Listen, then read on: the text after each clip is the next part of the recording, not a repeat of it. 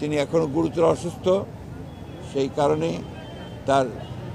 তিনি ফ্লাই করতে পারবেন কিনা সেটা ডাক্তাররা নিশ্চিত করলেই তাকে ফ্লাই করে নিয়ে যাওয়া হবে অ্যাম্বুলেন্সে করে। চিকিৎসকরা প্রাণপণে চেষ্টা করছেন এবং আশা করছেন যে তিনি আগামীকাল যদি আপনার এয়ার অ্যাম্বুলেন্স এসে পৌঁছায় কাতার থেকে, তাহলে আগামী পরশু অর্থাৎ রোববার তাকে লন্ডনে নিয়ে যাওয়া সম্ভব হবে। বাংলাদেশের অবিসংবাদিত গণতন্ত্রের আপসহীন নেত্রী, বাংলাদেশের স্বাধীনতা সার্বভৌমত্বের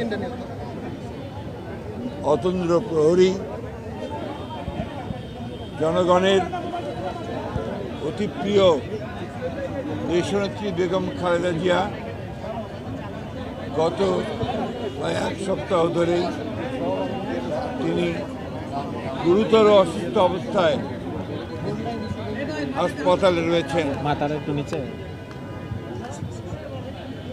জাতীয় এবং আন্তর্জাতিক পর্যায়ের অত্যন্ত উচ্চমানের চিকিৎসকরা তার চিকিৎসা করছেন,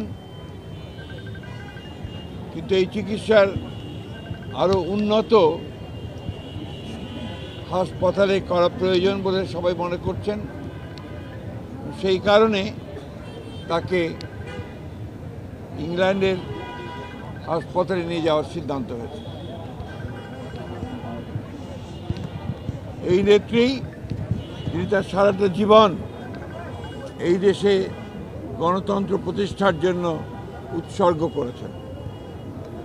আপনারা সবাই জানেন যে বিগত হাসিনা ফ্যাসিস্ট সরকার তার প্রতি যে অন্যায় আচরণ করেছেন, নির্যাতন করেছেন, নিপীড়ন করেছেন, দীর্ঘ 6 বছর তাকে কারারুদ্ধ করে রাখা হয়েছে। এর মধ্যে 2 বছর তিনি নির্জন কারাগারে, পুরনো কারাগারে, কেন্দ্রীয় কারাগারে তাকে আটক করে রাখা হয়েছে এবং সবাই সন্দেহ করেন সেইখান থেকেই তার এই রোগের সূচনা হয়। একটা অপরাধমূলক অবহেলা, চিকিৎসার অভাবের কারণে তিনি আরও অসুস্থ হয়ে পড়েন।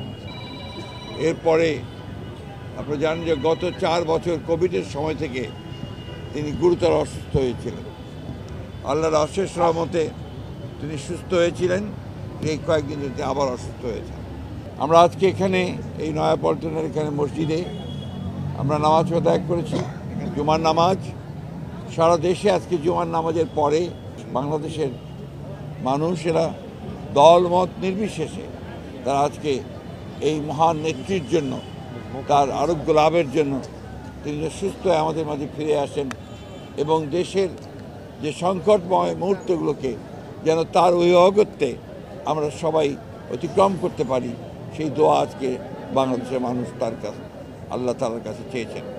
আমি আবারও পরম করুণাময় আল্লাহ তাআলার কাছে দোয়া করছি, প্রার্থনা করছি যে আল্লাহ তাআলা যেন তাকে সুস্থ করে আবার আমাদের মাঝে ফিরিয়ে নিয়ে আসেন এবং আমাদেরকে সচেতন